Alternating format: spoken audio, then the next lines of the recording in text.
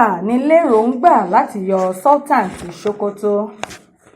Ìjọba ìpínlẹ̀ Sokoto ti ké sí igbákejì ààrẹ Kashim Shettima láti máa wádìí ọ̀rọ̀ kí ó sì di òtítọ́ ibẹ̀ mú kí ó tó sọ̀rọ̀ lórí ọ̀rọ̀ tó ṣe gbòógì tó ń lọ lórí ìyọnípò Sultan, tí ó sì ní òun kò ní èròǹgbà láti yọ Sultan ti Sokoto.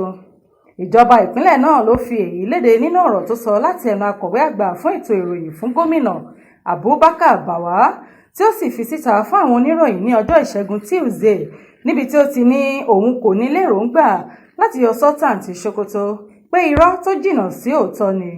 Ìròyìn tó jáde ní igbákejì ààrẹ Shettima nígbà tí ó ń sọ̀rọ̀ níbi àpérò kan ní Katsina ní ọjọ́ Ajé Monday wá kìlọ̀ fún ìjọba ìpínlẹ̀ Sokoto lórí ẹ̀sùn pé ó fẹ́ yọ Sultan ti Sokoto Muhammad Saad Abubakar kejì.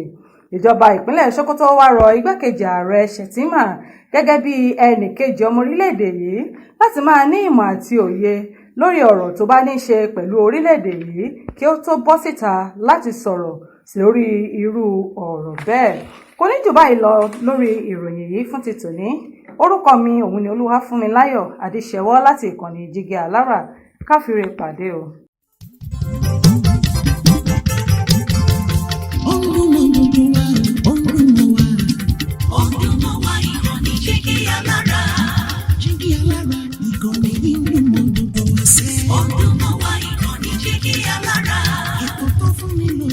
Ètò tó wà ní lọ́yẹ̀ wà ń bẹ̀. Ọdún mọ́ wá ìkànnì Jígí Alára. Ìròyìn lóríṣiríṣi tàbí mọ bó ṣe ń lọ láwùjọ.